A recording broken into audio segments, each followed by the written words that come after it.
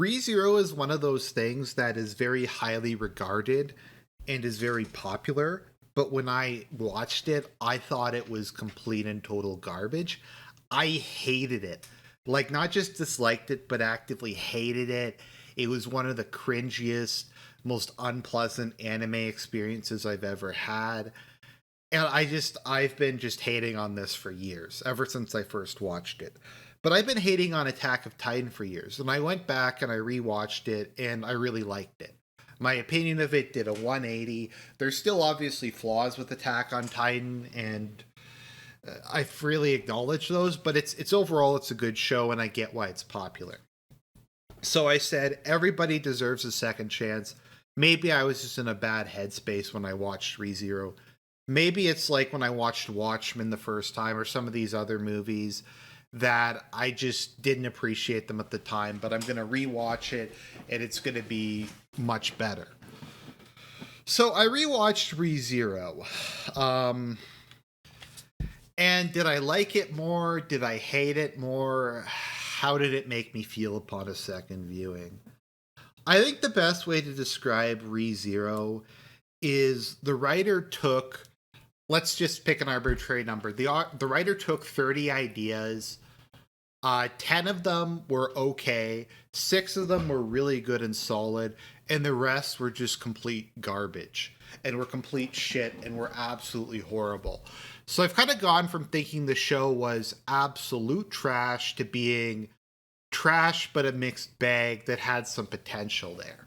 And I don't know if which one is worse, to be honest. Is it worse that it had some potential and he just completely fucked it up in every way possible? Or is it worse if it's just irredeemable garbage? I'll let you decide. But it really seems like this thing is just really poorly put together. The writing is very inconsistent. It goes from sometimes being really good to most of the time being horrible and cringy. Things just don't seem consistent. Characterizations change. People's motivations just change. And I get maybe some of this has to do with kind of the cerebral, nonlinear nature of the plot. But I think kind of that, and calling this subversive and calling this postmodern and calling this big brain and stuff is just kind of an excuse for the shitty writing. And that the author is just trying to shock people with like some M. Night Shyamalan kind of shit. But like I said, it feels very much like they just threw everything at the wall, and then some of it stuck and some of it didn't. And then the author's like, okay, I'll just throw more waifus at you to cover up the massive issues this show has. So let's just try to, it's hard to even know when to start. When I was rewatching this, I was like, I could do a full video on every episode of this, at least a lot of the episodes, and explain why it sucked, and explain why it failed, and why the writer is a hack.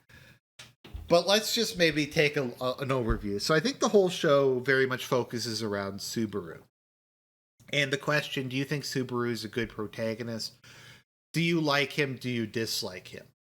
Now, there's plenty of protagonists in anime that are kind of like him, that are kind of losers, that are kind of cowardly, stuff like that, or whatever. So the main character being a bit whiny isn't necessarily a bad thing. I really like Shinji, and he's whiny. And I'm sure, I can't remember off the top of my head, but I'm sure there's a bunch of other angsty, whiny characters I like as well. So that's not exactly the issue. My issue with Subaru is he's just very inconsistently written, and it doesn't make a lot of sense. Like, sometimes he's really smart, and he's like a 4D chess master, and then most of the time he's just completely retarded. And sometimes he seems to learn from his mistakes, and sometimes he doesn't. And I find people will just kind of put up any inconsistencies to him being a realistic character or something like that. But it's just really, it's really weird. I think my biggest issue is the things people criticize him for are things that aren't really, in my view, negatives. They tend to criticize him, I think, for most of his more virtuous characteristics. Whereas, like, the things that he does actually do that are cringy, like being a massive spurg, being unable to read social cues, being unable to adapt to situations, being obsessed with Emilia. I don't know. It seems like whenever he tries to do something, people give him more shit for that than when he just acts like a retard. And it's just something that kind of bothers me. Like they call him I remember like they call him super prideful, but then he goes and basically debases himself to try to get help to save Emilia. And they're like, "Oh, well that's a type of pride, is you debasing yourself. When we say that you have to show humbleness, we don't actually mean you have to show humbleness." Likewise, sometimes I find when Subaru tries to show initiative, like tries to learn how to use a sword or tries to use magic, people get angry at him about that. But they don't get angry about him, like I said, when he spurgs out or reacts like a retard or something. And then it like reverses for some reason halfway through season one, where suddenly he's like the king in the Chad, and he's come up with this like 40 chess plan. And I get that he had to die a whole bunch of times, but I'm just constantly like getting whiplash with this character. He just seems to go from being competent to being completely retarded and like does a 180 multiple times in an episode. And I get that characters have strengths and weaknesses and they can learn and stuff, but it just seems very inconsistent and very poorly thought out and written. There's also just a lot of other things that people tell us about him that I don't think are really adequately shown on screen. Like, people keep talking about how prideful and greedy he is, and I've never really seen any evidence of that. Almost from the beginning, I found him to be a pretty altruistic and kind of selfless person. And people will say, "Oh, well, he's obsessed with Emilia and he's in love with her and he's willing to like die for her and do all this stuff for her." And that's a symbol of how selfish he is. And I'm just like, no, his issue isn't really that he's selfish or prideful. I find in general he's willing to debase himself, or to do kind of what it takes, like even if it involves dying for his friends. But people keep saying that to him. Like I think Crush says that to him. I think Priscilla says that to him. I think Rom and Rem and like everybody says that to him, and it just has no context. Like his issue is being foolish and rushing in and being a spurg. It's not really that he's a particularly selfish person. And like when Emilia freaks out at him and she's like, "You said you did all this stuff for me and you didn't do any of this for me, you did it all for yourself." Like it's just bullshit. It's just contrived. Like there's plenty of reasons to hate Subaru and to find him obnoxious, but no one ever seems to call him out on his actual shit. It always seems to be this like imagined stuff. And I guess people will say that's a twist, that's the difficulty of humans to understand each other. But I just think it's shitty writing. Once again, I just don't think you should be left there just scratching your head and going, "Why is the main character acting this way? Why is everyone else reacting this way to him?" And that kind of brings us to some of the other characters. So one of the big things involving ReZero is the Emilia Rem debate. Because a lot of people ship Subaru with Emilia, and a lot of people ship him with Rem. And I think the majority, at least as per season one, shipped him with Rem. And I feel like, once again, this is like a what a twist subversion thing where Subaru meets Emilia, and she's this absurdly beautiful half-elf mage, the woman of his dreams, and he immediately falls in love with her and pledges himself to her. But he ignores the woman who's actually in love with him and Rem because he's this child who grew up watching anime and he doesn't want like a normal half demon QT. He wants he doesn't want the 8 out of 10, he wants the 10 out of 10. And he rejects Rem's confession for no adequately explained reason. And that's just like shows that he's retarded or something. And it's just contrived because Emilia gets like virtually no development in the first season. There's like a couple scenes with her. We don't really know anything about her past. We don't really know much about her personality. It's just it's a nothing burger.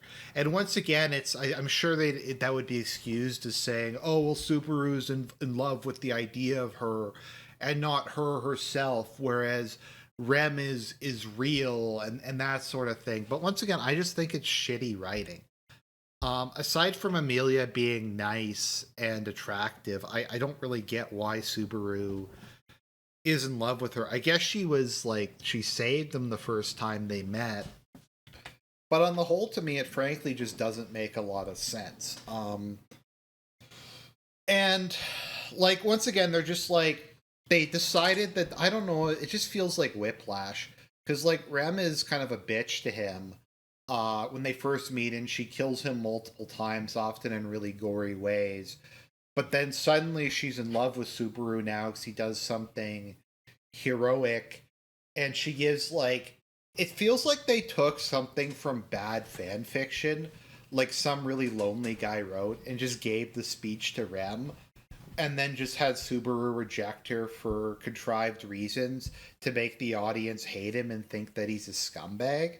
And like later on, he talks about how much of a scumbag he was, but I don't know if he actually does anything that's immoral or that's really scumbaggy. I mean, he acts like a massive spurg, but I've never really gotten the impression that he's, like I said, greedy or self centered or a bad guy. He's just super socially awkward and super cringy. And it just feels once again it's contrived because we're told by other people that he's bad. And the author does stuff to make us dislike him, and it's a subversion or some nonsense like that. Once again, I just think it's shit writing. I think it's shit writing that's hiding behind being this postmodern deconstruction of the genre. I also feel like the author of this is like, okay, well, it's shit. There's a lot of major problems. We're just going to throw as many different waifu fetishes at you as possible. We're going to have the lolly girl. We're going to have the unattainable elven goddess. We're going to have the down to earth um, housewifey kind of girl. We're going to have the Prussian militarist, mommy GF. We're gonna have the busty femdom bitch, um, who's gonna make you lick her feet, and you're gonna want to do it. Like it just feels like they're trying to cover up. Oh yeah, then there's the witch who looks like Emilia, and then there's the other hot witch who they throw in, and it just kind of feels like they're like, okay, well, we don't really have anything, so we're just gonna keep throwing babes at you and hope you overlook the rest of the show. We have like top tier waifu material in Rem and Emilia, and that's just going to be the cover up for all these other like severe issues that you have with the series. And like the plot is just really I get that it's a time travel show, but it just feels very non-linear. And it really kind of goes through being like psychological horror to being slice of life.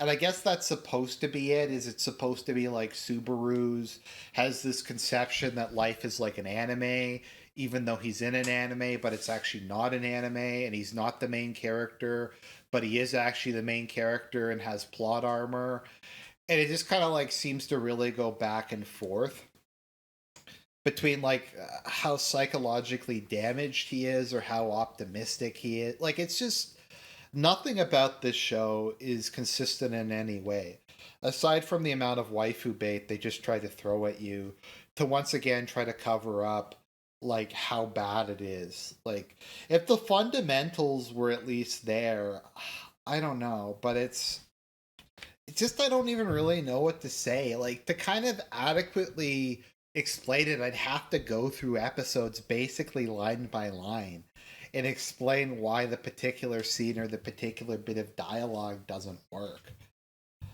But yeah, so my opinion hasn't changed. I think this show is still crap.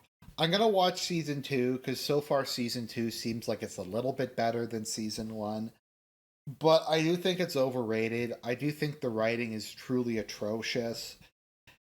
And while there is some good aspects to it, it's buried beneath just a mother load of garbage. So that's the review of ReZero.